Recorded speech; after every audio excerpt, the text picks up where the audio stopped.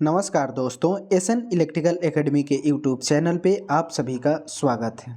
दोस्तों, electrician trade theory में हम न्यूमेरिकल पोर्शन को कवर कर रहे थे। उसी सीरीज का ये पार्ट नंबर 12 है। वीडियो को कंप्लीट वॉच कीजिएगा। न्यूमेरिकल पोर्शन में आपको बहुत कुछ सीखने को मिलेगा। साथ ही साथ वीडियो अच्छी लगे तो वीडियो को लाइक कीजिएगा और अपने दोस्तों में भी आप सब वीडियो को ज़रूर शेयर कीजिएगा। जो भी स्टूडेंट चैनल पे पहली बार होंगे प्लीज़ चैनल को सब्सक्राइब जरूर कर लेंगे। तो चलिए दोस्तों, आज के सेशन का आगाज़ करते हैं और स्क्रीन पे फर्स्ट नंबर क्वेश्चन। पहला जो क्वेश्चन है कि ज्या वक्र परिवर्तनशील धारा I equal to 20 sign 200t का कोणीय वेग कितना होगा। कोणीय वेग यानी ओमेगा का मान आपसे पूछा गया है, आपको कैलकुलेट करके बताना है। अब यहाँ पे क्या करेंगे कि ज्यावक्रीय साइनोसॉइडल करंट के रूप में इक्वेशन जो दिया गया है वह I equal to 20 sine 200 t दिया गया है। अब इसका हम तुलना करेंगे तो इंस्टेंटेनियस वैल्यू के रूप में करंट का इक्वेशन जो होता है I equal to I max sine omega t. अब यहाँ से देखिए तो ओमेगा टी जो मिलेगा वो कितना मिलेगा, 200 टी मिल जाएगा। अब टी से ये टी मारा जाएगा तो ओमेगा इक्वल टू कितना हमें मिल गया, 200 मिल गया। इसी ओमेगा को ही हम कोणीय वेग बोला करते हैं। अब इसका मात्रक की बात करें तो मात्रक जो हो जाएगा रेडियन पर सेकेंड, इसका मात्रक हो जाएगा। ऑप्शन नंबर सी बिल्कुल करेक्ट आंसर हो जाएगा। इस क्वेश्चन में अगर करंट का मैक्सिमम मान पूछता तो देखिए यहाँ आई मैक्स लिखे हैं ना, तो करंट का मैक्सिमम मान यह है 20 हमें प्राप्त हो जाता। अगला जो क्वेश्चन है कि 8 ओम प्रतिरोध में प्रत्येक सेकंड 200 जूल ऊष्मा उत्पन्न होती है। प्रतिरोध में विभवांतर का मान क्या होगा आपको बताना है। रेजिस्टेंस का मान जो दिया गया है प्रश्न में वह 8 ओम दिया गया है और हीट जो ऊष्मा उत्पन्न हो रही है उसका मान 200 है। टाइम जो है पर सेकंड का है, तो उस रेजिस्टेंस में विभवांतर पूछा गया है।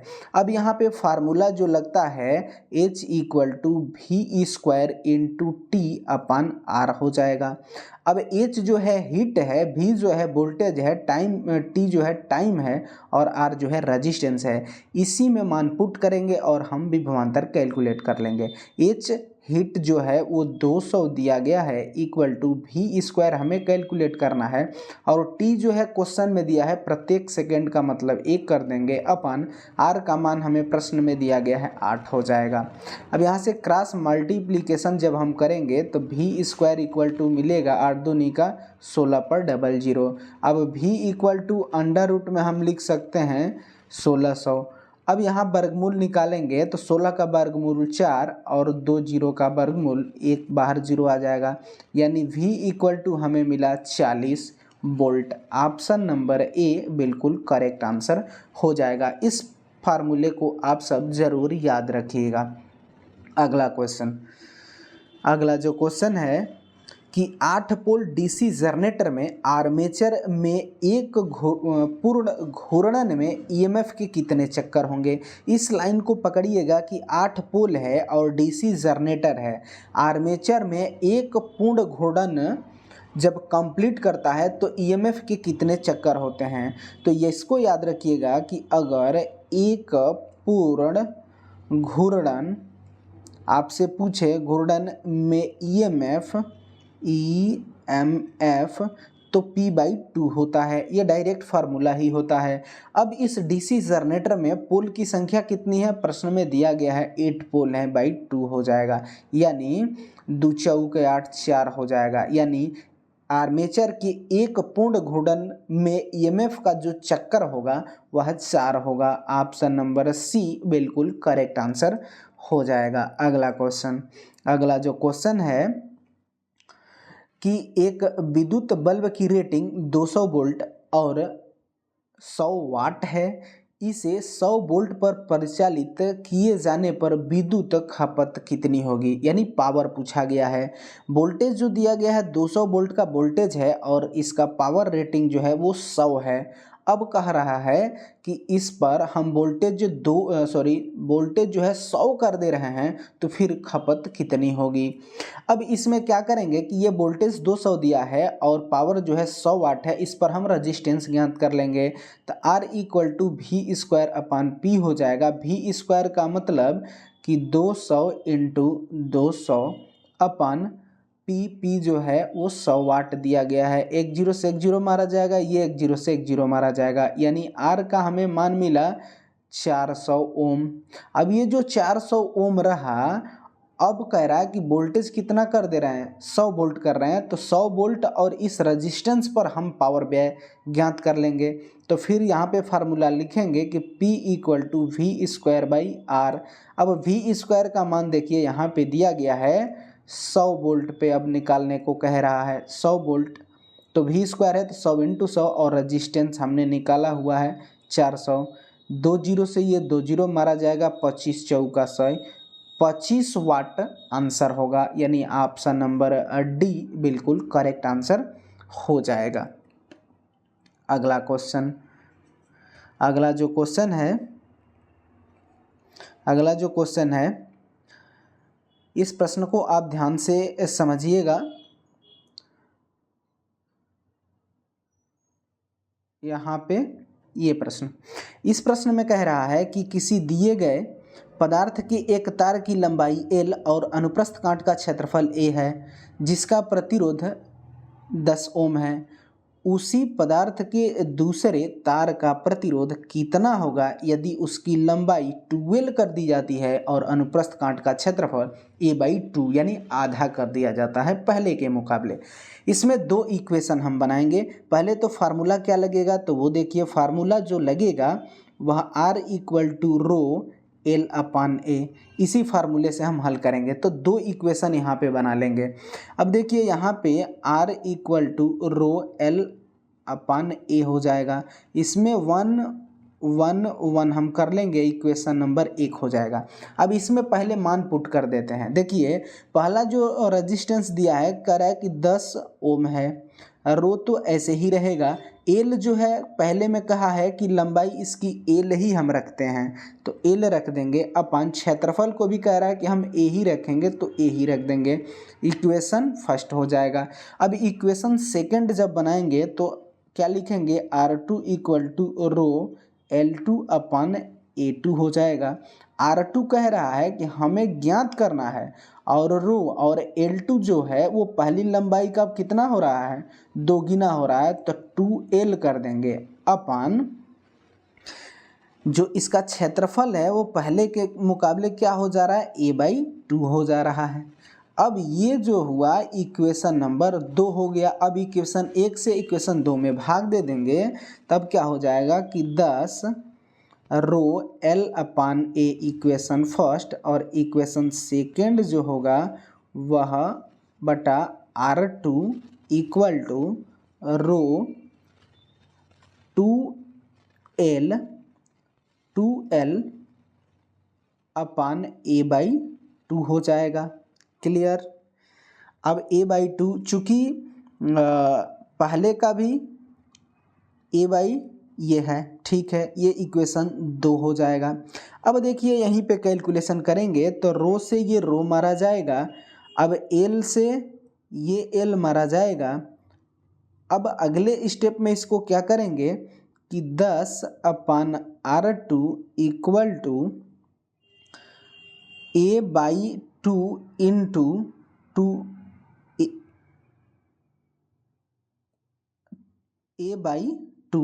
A/2 हो जाएगा इंटू 1/2A हो जाएगा।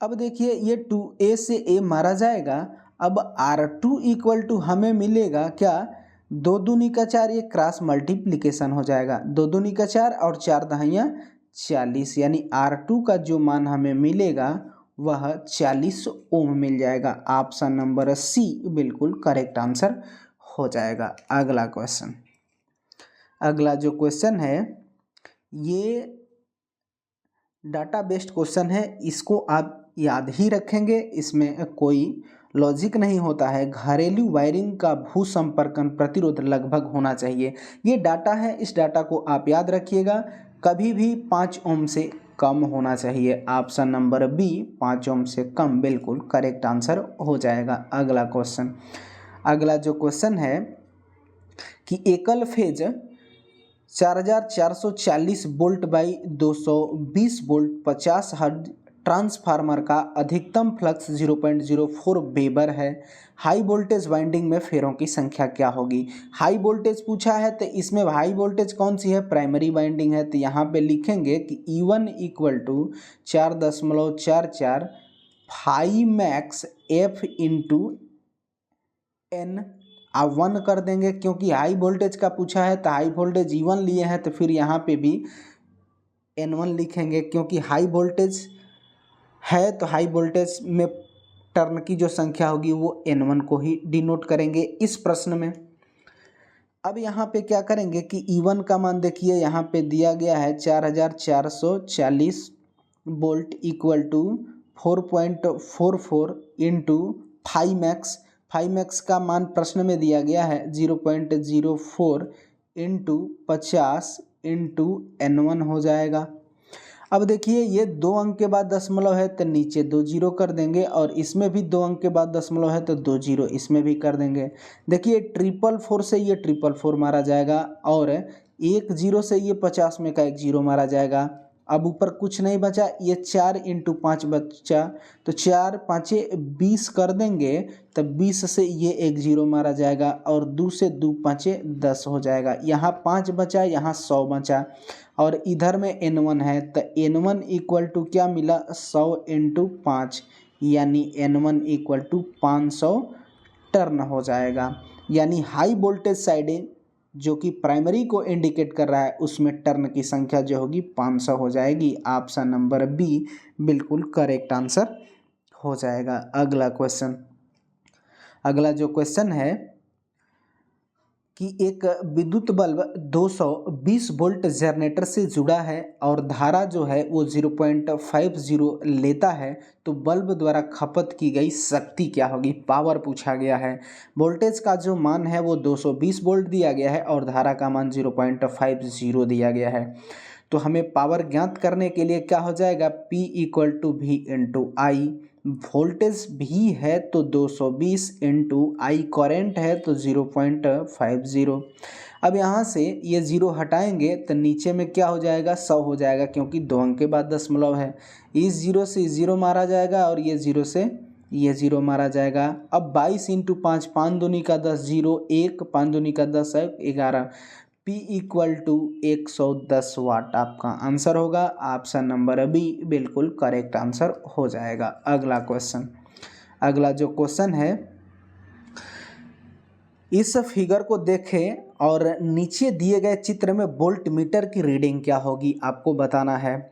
अब यहाँ पे सोर्स वोल्टेज जो है वह 100 वोल्ट का है, और इसमें सीरीज में रेजिस्टेंस 2 लगे हैं, वो 3 ओम के और 5 ओम के हैं, और एक्सल इंडक्टिव रिएक्टेंस जो है वो 6 ओम का लगा हुआ है। इस सर्किट को हम थोड़ा सा अपने तरीके से समझाने का प्रयास करते हैं। अब देखिए ये दोनों रेजिस्टेंस जब सीरीज में हैं तो इस सर्किट को हम मॉडिफाई करेंगे तो कुछ ऐसे बना सकते हैं। यहाँ पे सप्लाई वोल्टेज जो हो जाएगा 100 वोल्ट हो जाएगा, और यहाँ पे 5 और 3 8 ओम का रेजिस्टेंस हो जाएगा। क्लियर? ये आर का मान हो जाएगा, और यहाँ पर एक्सल इंडक्टिव रिएक्टेंस हो जाएगा, ये 6 का हो जाएगा। क्लियर? अब यहाँ से हम रेजिस्टेंस बोलें तो टोटल इम्पीडेंस निकाल लेंगे, तो Z = क्या हो जाएगा? √R² प्लस एक्सल का स्क्वायर इक्वल टू √R² का मतलब है 8 का स्क्वायर प्लस एक्सल का मतलब है 6 का स्क्वायर। अब यहाँ से हल करेंगे तो 8 × 64, 6 का 36, 64 36 100 वर्गमूल 100 अंदर लिख रहे हैं, वर्गमूल 10 हो जाएगा। यानी Z का मान हमें कितना मिला? 10 मिला। अब इस पर हम करंट निकाल देंगे, तो करंट कैसे निकालेंगे? तो I = V/Z। v कितना है 100 है और z कितना आया है 10 आया है। यहाँ से एक जीरो से एक जीरो मारा जाएगा, I का मान हमें 10 एम्पियर मिल गया। अब हम सीधा फार्मूला लगाएंगे कि यहाँ पे हमें वोल्टेज ड्रॉप ज्ञात करना होगा, तो V1 लिखेंगे और equal to I into R लिख देंगे। यहाँ पे हमें वोल्टेज ड्रॉप V2 निकालना होगा, तो क्या लिख देंगे V2 equal to I into XL कर देंगे। क्लियर। अब यहाँ पे देखिए वोल्टेज ड्रॉप V1 पर अगर निकालेंगे तो करंट का मान 10 है इंटू रजिस्टेंस का मान 8 है, तो 8 दहिया 80, यानी इस रजिस्टेंस पे जो ड्रॉप हुआ वो 80 वोल्ट का हुआ। अब यहाँ पे एक्सल पे हम वोल्टेज ड्रॉप निकालेंगे तो फार्मूला V2 इक्वल टू, इसको वोल्टेज ड्रॉप हम V2 मान रहे हैं, तो V2 equal to I into XL. I का मान 10 एम्पियर इंटू एक्सल का मान 6 है, 10 छक्का 60 हो जाएगा। और एक्सल यानी इंडक्टिव रिएक्टेंस, क्लियर है, इंडक्टिव रिएक्टेंस इसको बोलेंगे। और यहाँ पे वोल्टेज ड्रॉप हम V2 निकाले हैं तो 60 वोल्ट का वोल्टेज ड्रॉप यहाँ मिलेगा, यानी ऑप्शन नंबर बी बिल्कुल करेक्ट आंसर हो जाएगा। उम्मीद होगी कि ये क्वेश्चन आपको अच्छे से समझ में आया होगा। अगला क्वेश्चन, अगला जो क्वेश्चन है कि एक विद्युत बल्ब के फिलामेंट द्वारा 20 मिनट तक 1 एम्पियर की धारा को कर्षित किया जाता है, यानी गुजारा जाता है, तो परिपथ से प्रवाहित आवेश का मान क्या होगा। टाइम जो दिया गया है 20 मिनट का दिया गया है, करंट का जो मान है वो 1 एम्पियर है, तो फिर आवेश का मान पूछा गया है। Base formula I equal to Q by t होता है। Q का मान हमें निकालना है तो I इंटू टी कर देंगे। I का जो है मान वो 1 एम्पियर है और T का जो मान है वह 20 मिनट है, इसको सेकंड में बदलेंगे तो 60 कर देंगे। अब देखिए 2 जीरो यहाँ नोट कर देंगे और 6 दूनी का 12 हो जाएगा, यानी Q इक्वल टू 1200 और Q आवेश होता है तो इसका मात्रक कूलाम हो जाएगा, यानी 1200 कूलाम। ऑप्शन नंबर डी बिल्कुल करेक्ट आंसर हो जाएगा। अगला क्वेश्चन, तो दोस्तों इस वीडियो में इतने ही क्वेश्चन थे। वीडियो को कंप्लीट वॉच कीजिएगा, न्यूमेरिकल क्वेश्चन में आपको बहुत कुछ सीखने को मिलेगा। हम पिछले ITI लेवल के डिफरेंट एग्ज़ाम हुए हैं, उन्हीं प्रश्नों के न्यूमेरिकल प्रश्नों को हमने कलेक्ट करके आपके बीच प्रस्तुत कर रहे हैं। तो वीडियो को कंप्लीट वॉच कीजिएगा, प्रत्येक न्यूमेरिकल क्वेश्चन को अच्छे से आप देखिएगा। नेक्स्ट जो भी एग्ज़ाम होंगे जैसे BHPCL है, आपको बेनिफिट ज़रूर मिलेगा। तो दोस्तों वीडियो अच्छी लगे तो वीडियो को लाइक कीजिएगा और अपने दोस्तों में भी आप सब वीडियो को ज़रूर शेयर कीजिएगा। जो भी स्टूडेंट चैनल पे पहली बार होंगे प्लीज़ चैनल को सब्सक्राइब जरूर कर लेंगे, साथ ही साथ बेल आइकन को भी प्रेस कर लेंगे। और सभी साथियों से मेरा प्लीज़ रिक्वेस्ट है कि आप वीडियो को ज़्यादा से ज़्यादा शेयर करें अपने दोस्तों में। आप सभी से मेरा यही रिक्वेस्ट होगा। तो चलिए इस वीडियो में बस इतना ही, तब तक के लिए bye bye, take care, thanks for watching this video.